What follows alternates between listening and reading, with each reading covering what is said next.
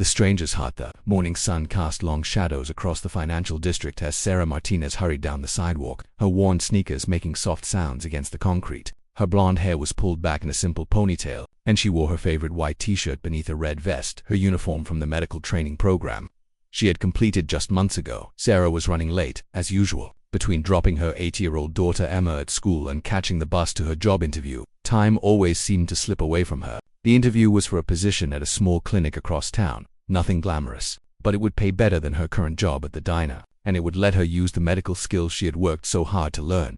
She checked her phone nervously. 15 minutes until the interview. She might just make it if the bus came on time. The business district bustled around her with its usual energy. Men and women in expensive suits walked briskly, talking into phones or checking tablets. Sarah felt out of place among them, but she kept her chin up. She had learned long ago that confidence, even when she didn't feel it, could carry her through almost anything. That's when she heard the commotion ahead. A crowd was gathering near the steps of a tall glass building. People were pointing and murmuring, but no one seemed to be doing anything. Sarah's medical training kicked in immediately, and she pushed through the group of onlookers in the center of the crowd. A man in an elegant gray suit lay on the concrete, his face pale and twisted in pain. He was clutching his chest, his breathing shallow and labored. Sarah recognized the signs immediately. This wasn't just discomfort. This was serious. "Has anyone called now?" she called out, dropping to her knees beside the man. "Someone's calling now," a voice from the crowd answered. Sarah leaned closer to the man. He appeared to be in his early 40s, with dark hair and kind eyes that were now filled with fear and confusion. "Sir, can you hear me? I'm Sarah. I have medical training." The man tried to speak but could only manage a weak nod. "You're having chest pains, aren't you?" Sarah asked gently, her voice calm and reassuring despite the urgency of the situation. "I want you to try to stay as still as possible. Help is coming." She quickly assessed his condition. His pulse was irregular, his skin was clammy, and he was showing classic signs of a heart attack. Without hesitation, Sarah began to position him properly, loosening his tie and making sure his airway was clear. "What's your name?" she asked, trying to keep him conscious and responsive. "Michael," he whispered, his voice strained. "Michael Thompson. Okay, Michael, you're going to be fine. I'm going to stay right here with you until the ambulance arrives." Sarah's training had taught her that staying calm was just as important as any medical procedure. Fear could make everything worse. She could hear sirens in the distance now, but they seemed far away. Michael's condition was deteriorating, and Sarah knew she had to act. She began chest compressions, counting steadily under her breath, her movements precise and confident despite the crowd of spectators watching her every move. The suited executives around them seemed frozen, unable to process what was happening. But Sarah didn't notice their stares or their expensive clothes. All that mattered was the man beneath her hands, fighting for his life. When the paramedics finally arrived, Sarah smoothly transitioned Michael's care to them, giving a clear and detailed report of his condition and what she had observed. The lead paramedic looked impressed.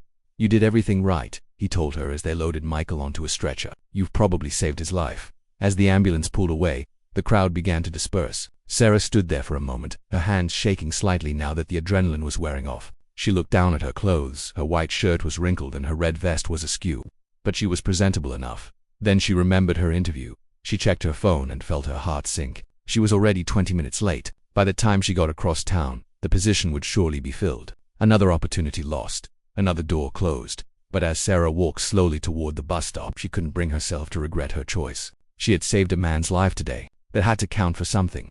3 weeks later, Sarah was wiping down tables at the diner when her manager, Mrs. Chen, called her over. "There's someone here to see you," Mrs. Chen said, her expression curious. "It says it's important."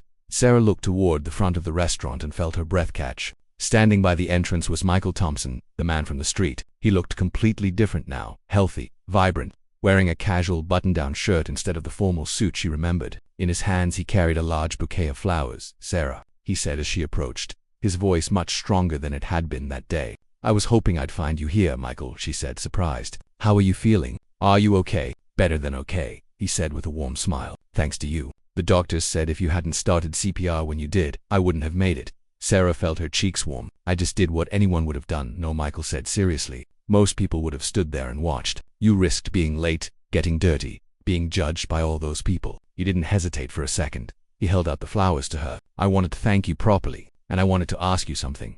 Sarah accepted the flowers, inhaling their sweet scent. "What is it?" "I own a company," Michael said, his voice gentle. "Thompson Industries. We have a corporate wellness program, and we've been looking for someone to run our on-site medical clinic. Someone with real training, real experience, and most importantly, someone who truly cares about helping people." Sarah stared at him, not quite believing what she was hearing. The position comes with full benefits, flexible hours so you can spend time with your daughter, and a salary that's, well, considerably more than what you're making here. Michael paused. If you're interested, that is. Are you serious? Sarah asked, her voice barely above a whisper. Completely serious, Michael said. You saved my life. Sarah, let me return the favor by giving you a chance to save others. As Sarah looked into Michael's kind eyes, she realized that something else was happening here too. The way he looked at her, the gentleness in his voice, the fact that he had taken the time to find her and learn about her situation. This wasn't just about gratitude. I'd like that, she said softly. I'd like that very much.